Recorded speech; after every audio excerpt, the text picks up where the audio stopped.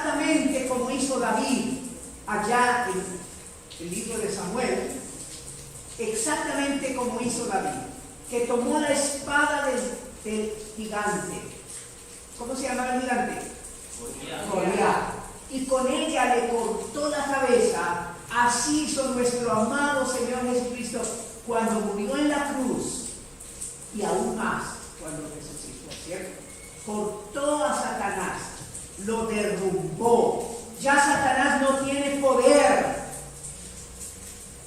El poderoso Señor Jesús, el hombre más fuerte, el más fuerte, quitó las armas al hombre fuerte. El más fuerte, dice el Evangelio. Y tenemos aquí que la primera victoria, y una de las más importantes, se ejecutó allá en la cruz de Gólgota sobre Satanás. Dice la Escritura en Hebreos 2, por favor. Hebreos capítulo 2.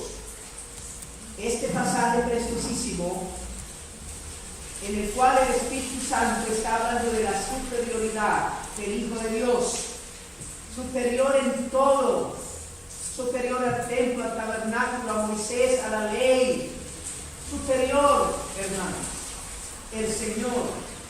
Versículo habla, 14, perdone, leemos. Así que,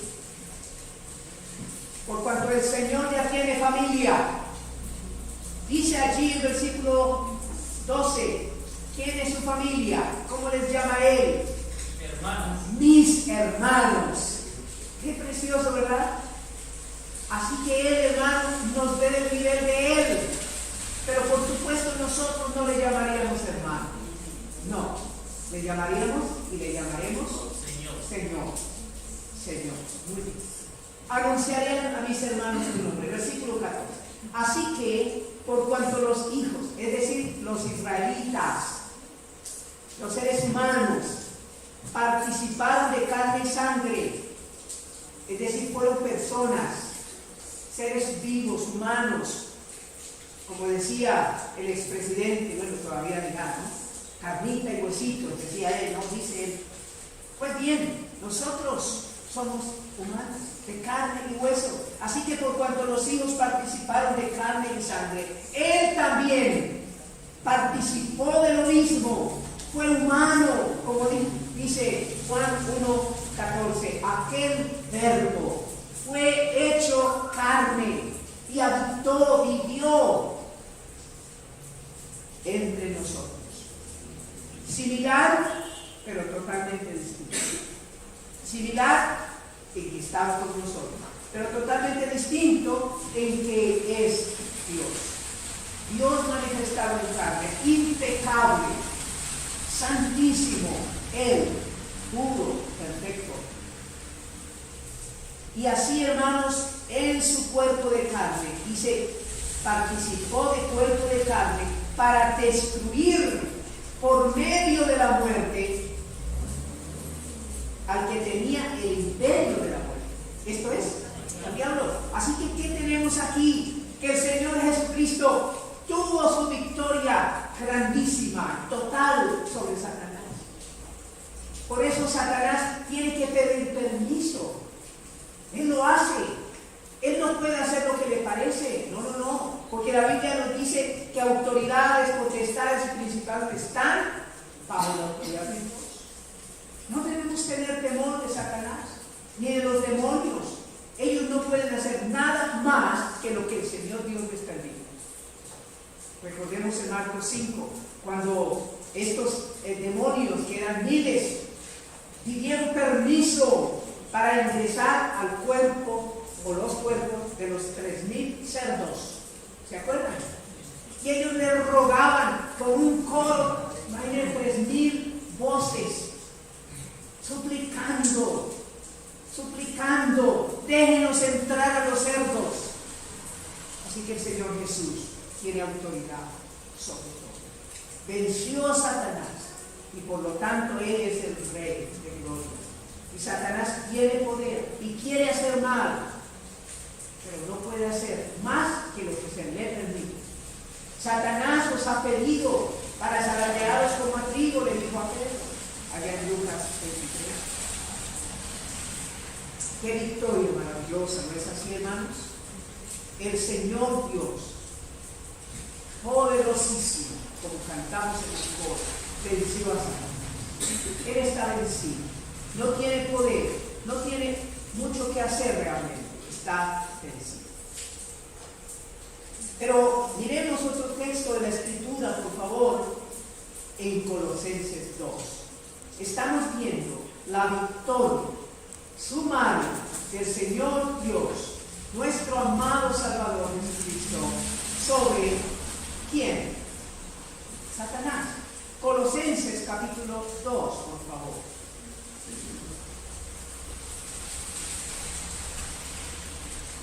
Y dice la palabra del Señor.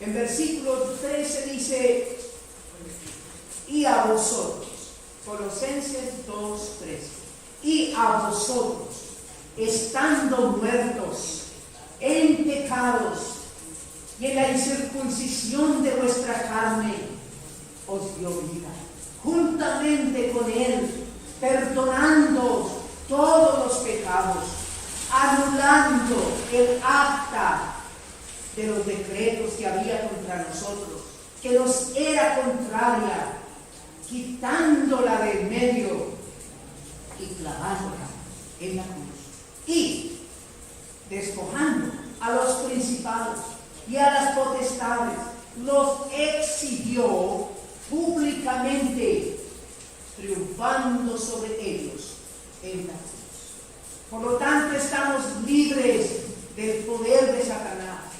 No tenemos que tener temor de los demonios, porque el Señor Jesucristo venció a Satanás y a todos sus séquitos. Ciertamente son peligrosos y ciertamente tienen poder, pero están bajo su deseo. Y por eso nosotros, con respeto, por causa del Señor, no vamos a empezar a decir, como hacen nuestros vecinitos, ¿cierto? Por ahí, yo te reprendo ahora mismo. No, hermano, porque la misma Biblia, ¿cómo está? Jehová te reprenda. Y era Moisés. Jehová te reprenda. No dijo Moisés, yo te reprendo, sino Jehová te reprenda. Y Pablo, cuando hacía liberación, él ordenaba en el nombre del Señor Jesús, te mando que salgas. Pero ¿quién era el del poder? ¿Pablo? No, el Señor Jesús. Y recuerdan allá en el Evangelio de Lucas, hermanos, amigos, cuando el Señor Jesucristo había enviado de 2 en 2 a predicar, y ellos volvieron después de un tiempo y estaban tan eufóricos y decían, Señor, hasta los demonios se nos sujetan en tu nombre. En tu nombre. No era por ellos, era por el Señor. Y el Señor quiere decir, no os regocijéis de que los demonios se sujetan, pero regocijaos de algo más. ¿De qué? ¿De qué, hermanos? De que vuestros nombres están escritos en los cielos.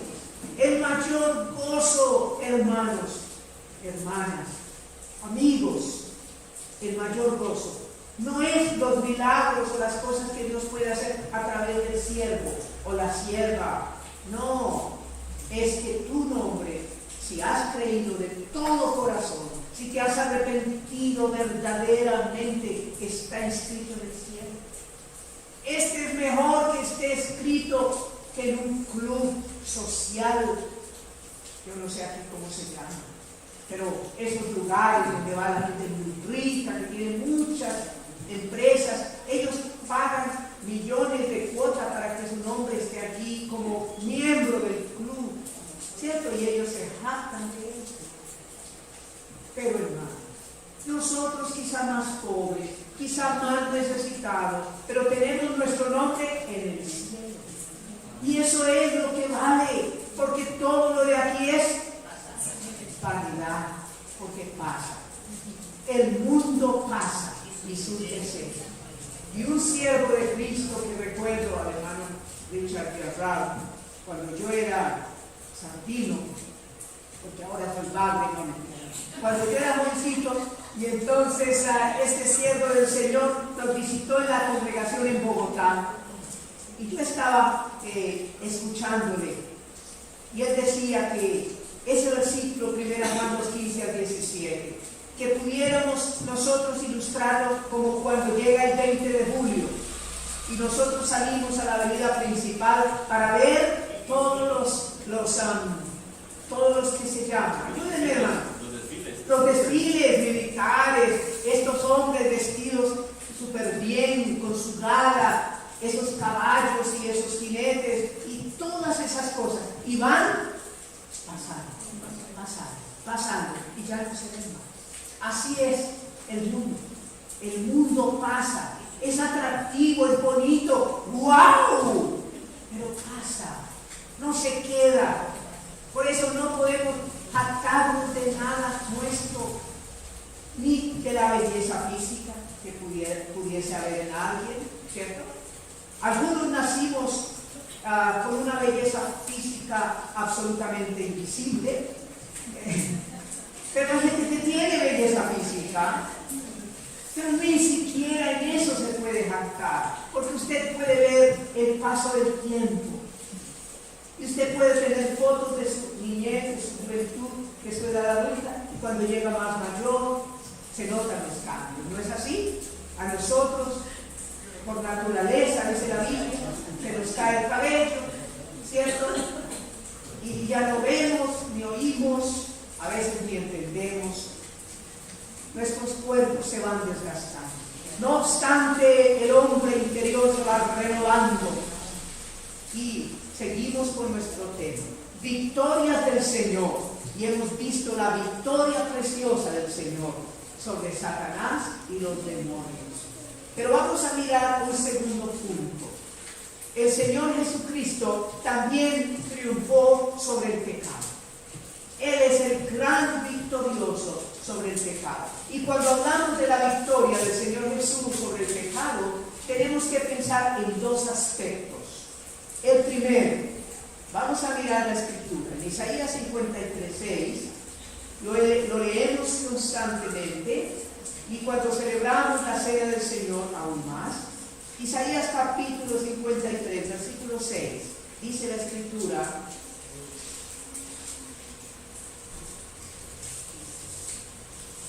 bueno, el versículo 4 dice: ciertamente llevó Él nuestras enfermedades y sufrió nuestros dolores. Y este versículo lo hemos estudiado y se aplica en el Evangelio a cuando el Señor estaba presente en su cuerpo sanando a los enfermos. Entonces, no es que llevó la enfermedad de todos, la enfermedad física de todos, no, sino de los que estaban allí que Él sanó. Por eso no podemos aplicar este versículo, y si no, no habría creyentes enfermos. Y nos enfermamos. Y a veces oramos y el Señor nos sana, a veces no. A veces no. Nos dice como el apóstol Pablo, que había orado 3 veces por la enfermedad de sus ojitos. Porque él, cuando tuvo el encuentro con Cristo allá camino a Damasco, que vio ese resplandor de luz del cielo que le tumbó probablemente de su cabalgadura, porque era un hombre importante, rico y enviado por los principales sacerdotes, es decir, el poder político y religioso, como en todas las sociedades, la religión y la política es un marinazgo, siempre están unidos. Y así el apóstol, que no era apóstol en ese momento, cayó. Y dice la palabra de Dios que oyó la voz del Señor: Saulo, Saulo, ¿por qué me persigues? Dura cosa tendrá cosas contra el aguijón. ¿Quién eres, Señor? Yo soy Jesús, a quien tú persigues. Y entonces él estaba muy asustado y no podía ver nada. Entonces el Señor le dice: ve a la calle que se llama derecha y busca en casa de Simón a mi siervo que se llama Ananías. y Él orará por ti y serás sano. Y aquel siervo, hermanos, llevado de la mano por sus compañeros de persecución, probablemente soldados, ¿cierto? Fue llevado a esa casa. ¿Y se acuerdan lo que pasó? Ananías ya había recibido la revelación. Viene Saulo. Señor, ese hombre ha hecho tanto daño a tu pueblo. Tiene cartas de los principales sacerdotes desde Jerusalén para poner presos a tus siervos. No tengas temor, Ananías. Yo le enseñaré a ese hombre cuánto tendrá que sufrir por ti. Y entonces cuando llega Saulo, hermanos, amigos, queridos, ya Ananías, con esa revelación del Señor, le dijo, hermano Saulo. No le hubiera dicho hermano, si no tiene la revelación del Señor. Pero como ya el Señor le dijo fresco, este es uno de los míos, hermano Saulo. Y dice la palabra, que él llegó, Ananías oró por él, comió algo de alimento y fue bautizado. Y luego estuvo en ayuno 3 días, ayunando al Señor y esperando instrucciones. Es maravilloso, hermano. El Señor, entonces, volviendo a nuestro punto, ¿no? Porque me voy por la rama, se me olvida por dónde voy. Me pasa lo del cosito ese que ponen ustedes cuando van en su carro, nos llevan donde ustedes no están esperando ir, ¿no? ¿Dónde estaba yo, hermanos?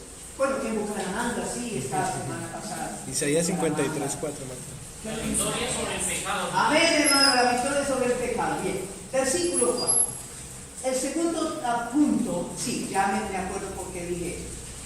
Porque algunos hermanos toman el versículo 4 y lo predican como un hecho, ¿no? Ciertamente llevó Él nuestras enfermedades. Él mismo nuestras enfermedades. Él mismo nuestras enfermedades. Él sí llevó una enfermedad. Esa sí la llevó. ¿Cómo se llama? Pecado. Por eso estamos hablando del triunfo del Señor sobre el pecado. Segunda parte del versículo. Todos nosotros nos descarriamos como ovejas. Cada cual se apartó por su camino. Mas Jehová cargó en él. Miren las veces, hermano, hermanita, en que aparece Él como víctima y Dios como el juez, juzgándole. El Señor fue juzgado. En el versículo 4, herido de Dios y abatido. En versículo 5, herido por nuestras rebeliones, molido por nuestros pecados. El castigo de nuestra paz fue sobre Él, y por su llaga fuimos nosotros curados. Y dice el versículo 10, con todo eso Jehová quiso quebrantarlo, sujetándole a padecimiento. Todo eso lo hizo el Señor. Entonces, hermanos, cuando nosotros miramos este texto, tenemos que pensar que el Señor Jesucristo fue victorioso sobre el pecado, porque Él fue juzgado por nuestro pecado. Así que cuando nosotros nos arrepentimos y aceptamos al Señor, entonces somos libres del juicio del pecado. Ya Dios no nos va a juzgar por el pecado, porque Cristo llevó nuestros pecados en su cuerpo sobre el madero, siendo la verdad muerto en la carne, pero vivificado en el Espíritu. Entonces, en ese aspecto, el Señor Jesús triunfó sobre el pecado. Ya no hay razón para ir al infierno. Nadie debería ir, porque Cristo sufrió el juicio del pecado de la humanidad. Pero es que la humanidad o no lo sabe, creo que sí, si lo sabe, lo que pasa es que no lo quiere creer. No lo quiere creer. Y eso es exactamente lo mismo, hermanos, que cuando, ¿cierto?, alguien gana un premio y no lo puedo creer y no lo reclama. ¿Cierto? Ha pasado, ¿no? Ha pasado. No, yo no puedo creer que yo me haya ganado una lavadora por comprar en el super Inter o ese oso de aquí cerquita. Surtifamiliar, ya me olvida, hermano, porque ese nosotros vamos a ir al arco, ¿sabes? Y entonces, bueno, muy bien. Triunfó sobre el pecado. pecado en el sentido del juicio. Él llevó el juicio por nuestros pecados. Romanos capítulo 1. Romanos capítulo 8, perdónenme hermano. Romanos capítulo 8, versículo 3, dice la Escritura. Dice, porque lo que era imposible para la ley de Moisés, no pudo salvar. La ley que Dios dio a Moisés, lo único que hacía era informarle al hombre su pecado. Porque el hombre pecaba sin saber que estaba pecando. Y cuando el hombre supo que decía, no codiciarás, entonces el hombre dijo, ay, eso es lo que yo he sentido, codicia. Y ahora la ley se lo dice, entonces ¿qué ocurría? Había un deseo mayor de codiciar. Como cuando ustedes padres les dicen a sus hijos, no meta la mano en la toma eléctrica. Mi hijo lo coge la corriente, que no meta la mano, ¡pum! Ya está la mano. No es así, porque esa es la tendencia. Uno siempre quiere hacer lo contrario a lo que le dicen. Esa es la tendencia natural. Somos así, somos tercos, rebeldes, llevados a nuestro parecer. Bueno, creo que aquí no pasa eso, supongo. Bueno, Romanos 8:13 entonces dice, lo que era imposible para la ley, por cuanto era débil por la carne, es decir, le decía, mientras nosotros nos mantengamos en comunión con el Señor, en oración, buscando la presencia de Dios, estudiando la Escritura, entonces hay ese poder en nosotros, hay esa, ¿cómo se dice? Esa energía del Espíritu, ¿no? Así que es importante mantenernos alimentándonos del Señor. El Señor triunfó sobre el pecado. Él llevó el juicio de nuestros pecados. Y eso nos debe hacer sentir muy agradecidos. Muy agradecidos. El Señor juzgado por mí. Es maravilloso pensar en eso. El Señor fue juzgado por nosotros. Por eso en 2 Corintios 5:21 nosotros podemos encontrar esa verdad. Al que no conoció pecado, ¿quién? El Señor Jesucristo, por nosotros lo hizo. ¿Quién? Dios a su Hijo lo hizo pecado con una finalidad, para que nosotros ¿quiénes? Nosotros ¿quiénes? Miren lo que dice aquí en segunda epístola de Corintios capítulo 1.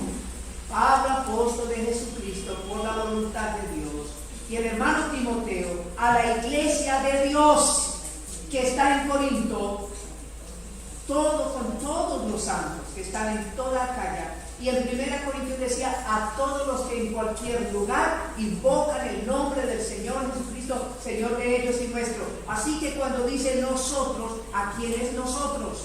Los creyentes, los lavados en la sangre de Cristo, los que nacimos de nuevo, los que estamos habitados por el Espíritu Santo, los que hemos sido sellados con el Espíritu Santo, los que hemos sido bautizados por Cristo en el Espíritu Santo al cuerpo de Cristo que es la iglesia. Porque todas esas cosas ocurrieron en el mismo instante de la conversión. Así es, bautizados por Cristo en el Espíritu Santo, que significa pegaditos a la iglesia nuestra. Piedras vivas, el edificio siendo edificado, y cada creyente una piedra viva. Y lo hermoso, como hemos hablado en otros tiempos de eso, es que el arquitecto e ingeniero constructor de su iglesia no se equivoca. Él mete la piedra y ahí queda la piedra.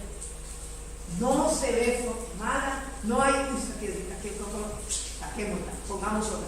No, eso es lo hermoso, hermanos. Cada creyente verdadero está metidito allí en el templo de Dios. Estoy hablando en términos metafóricos, ¿verdad? Pero espiritualmente así es. Y nunca será quitado de ahí, jamás, si verdaderamente creyó. Si es una fe de emoción, de pasar al frente, me pusieron la mano, repetir, pues es dudoso, hermano, es dudoso. Pero si ha habido un arrepentimiento para con Dios y has puesto tu fe en Cristo, entonces eres salvo. salvó por la gracia de Dios. ¿Y qué dice la palabra de Dios para los creyentes? El Espíritu mismo da testimonio a nuestro espíritu de que somos hijos de Dios. ¿Eso qué significa? Que viene a nosotros certeza de salvación. Viene a nosotros esa paz, y viene a nosotros esa tranquilidad de hablar con Dios y decirle: Padre, Padre, confiadamente, tranquilamente, y desahogar nuestros corazones, especialmente en los tiempos de prueba. Bien, hermanos. Pero hay otro aspecto en que el Señor Jesucristo venció sobre el pecado. Y este es en cuanto al dominio del pecado en el creyente. Es algo maravilloso. Yo no puedo cambiarlo. No puedo, hermanos. Yo no puedo dejar el vicio. Yo no puedo dejar el mal genio. Yo no puedo dejar la mentira. Eso está en mí.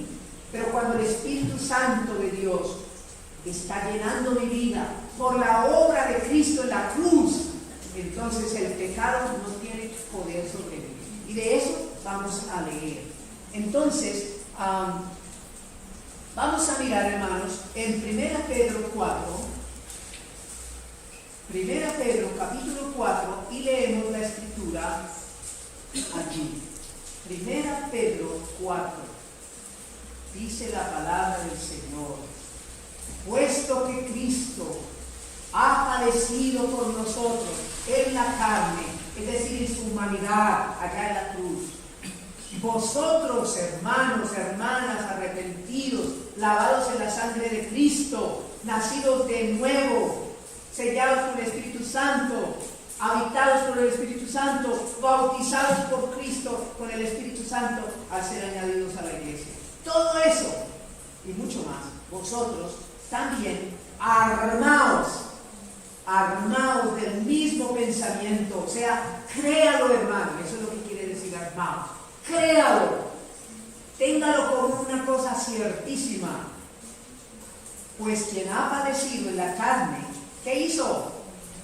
Terminó con el pecado. Es decir, terminó con el dominio del pecado sobre la vida del creyente, para no vivir el tiempo que resta. ¿Cuánto tiempo resta?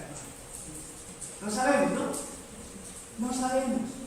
¿Será que el Señor viene antes de las 9 de esta noche? Bueno, si viene, chéverísimo. Oh, amén. Llamadas por los que no quisieron creer. Pero gracias a Dios, nosotros hicimos la tarea. Bueno, algunos hemos hecho la tarea, otros todavía están pensando en hacerla y están haciendo esto. Señor, úsame en tu obra. Señor, yo quiero servirte. Y así. Eso es correcto. Señor, yo quiero. No, hermano, es poner la mano en el arado y no mirar atrás. Es tomar la decisión. Voy a orar por una persona específica y voy a compartirle el Señor. Y voy a pedir a Dios que le hable. Esa es la tarea que tenemos por delante. Hagámosla, hermanos.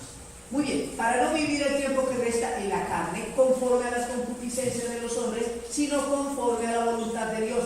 Baste ya el tiempo pasado para haber hecho lo que agrada a los gentiles, andando en lascivias, concupiscencias, embriagueces, orgías, disipación y abominables idolatrías. Abominables idolatrías. O sea, unas idolatrías a cosas que Dios detesta.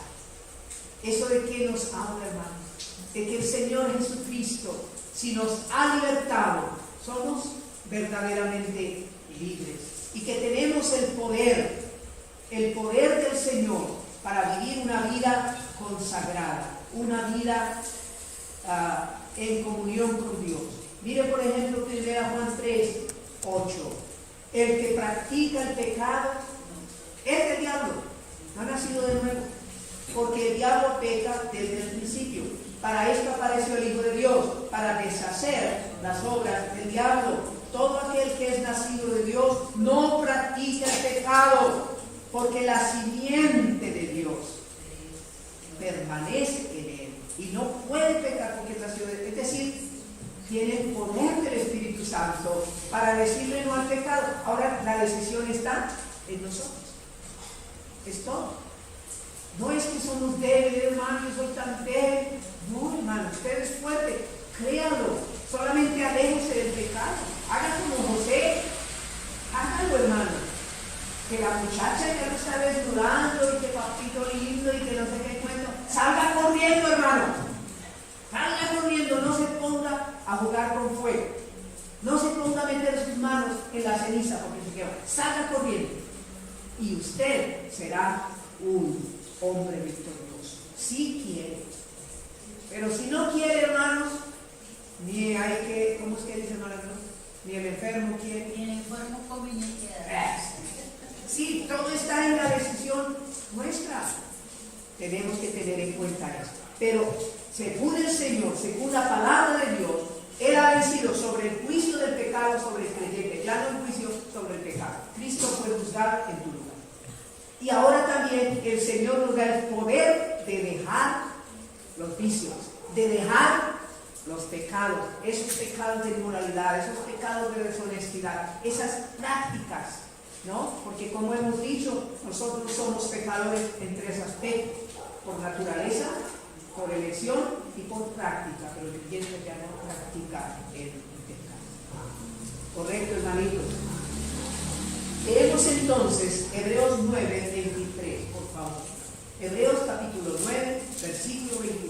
Mire, todos estos son textos que conocemos, no son textos rebuscados por ahí, están ahí, son fáciles de encontrar y nos enseñan verdades maravillosas. Leamos entonces Hebreos 9, 23.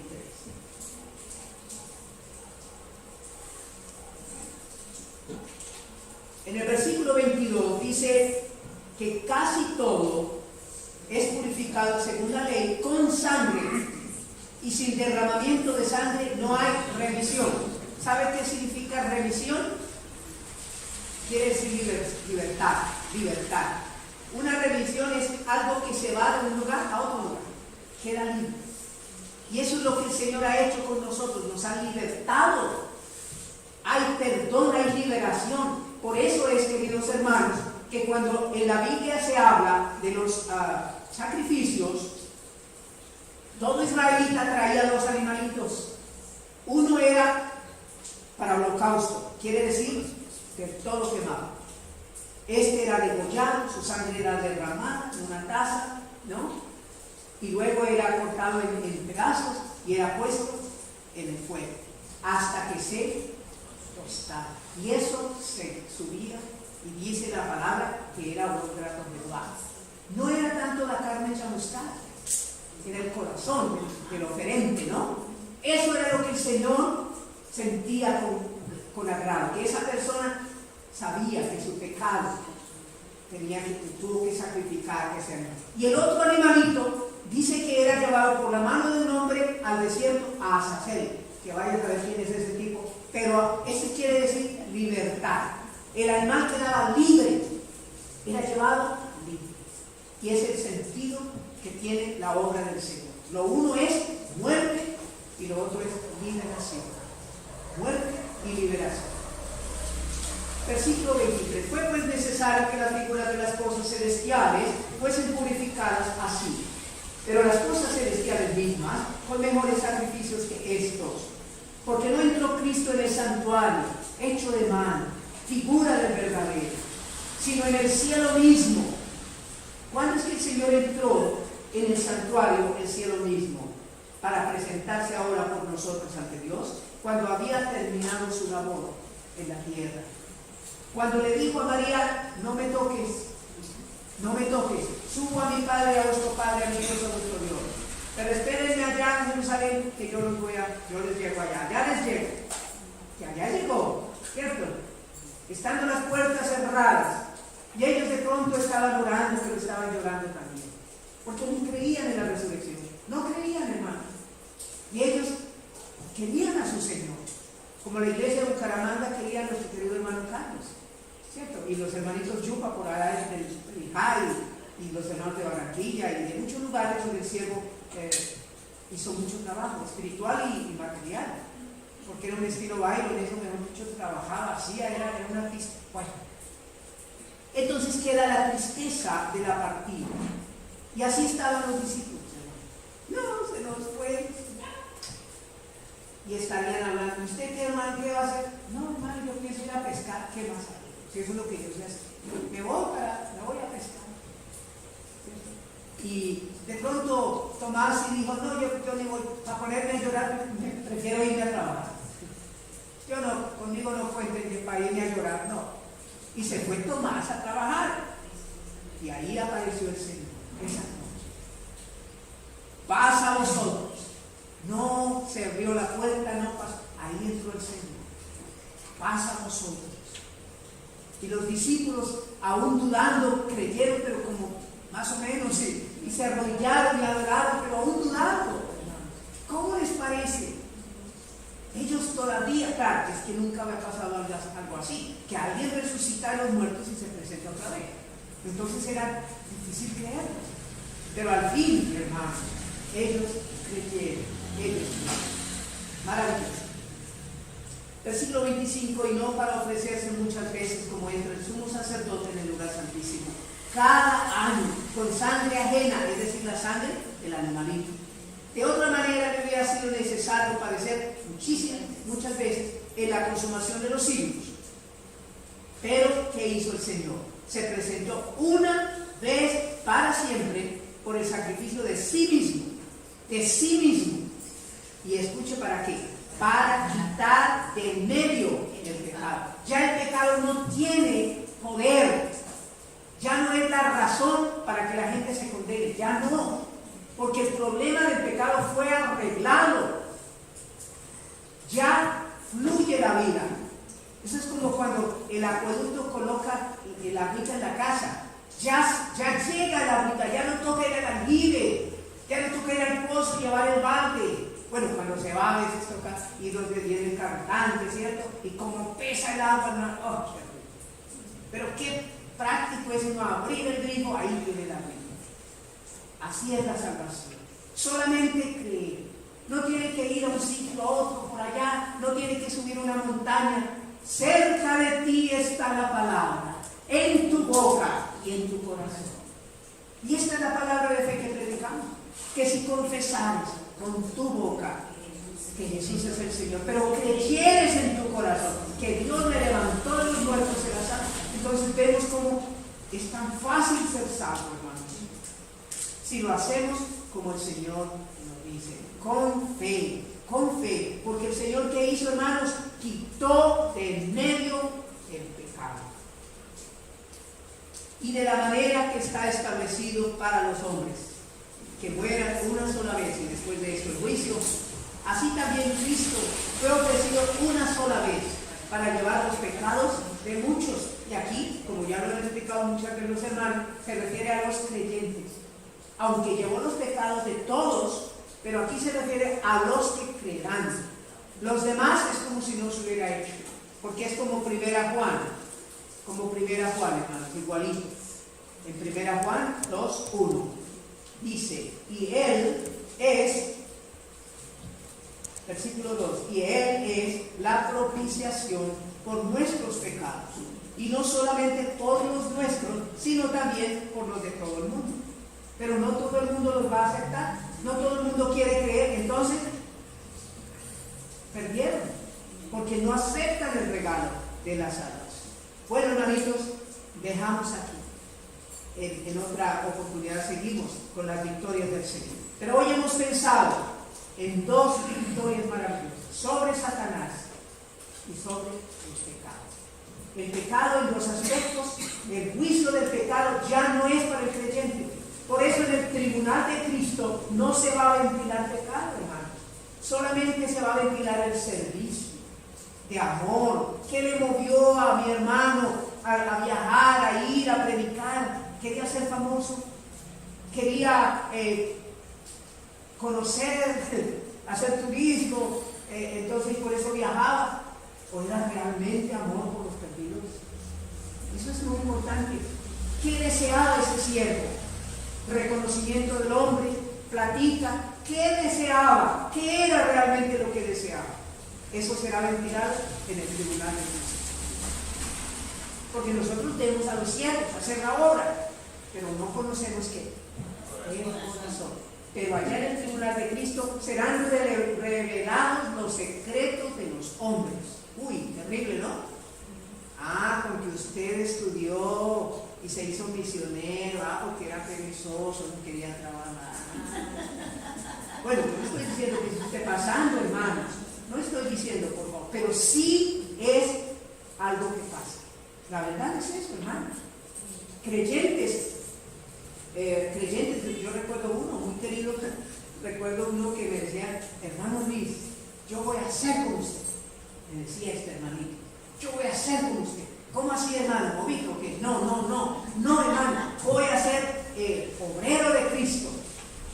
Bueno, hermano, si el Señor te ha llamado, perfecto, pues nunca fue obrero de Cristo, porque realmente no tenía un llamado para eso. Pero hermanos, Dios es soberano, Él llama a quien Él quiere.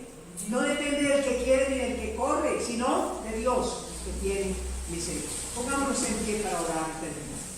Padre, en esta noche nos hemos gozado de tu presencia, porque, oh Padre, hemos pensado en el Señor Jesús, nuestro amado Salvador, aquel que es digno de toda honra, gloria, alabanza, el único digno de abrir los libros y de desatar sus sellos, sus 7 sellos, porque Él fue inmolado, ese Cordero Santo que venció a Satanás, le quitó todo su poder, venció el pecado, nuestro amado Salvador. Él se hizo cargo de nuestro juicio. Y por eso Romanos 8:1, ahora pues ninguna condenación hay para los que están en Cristo.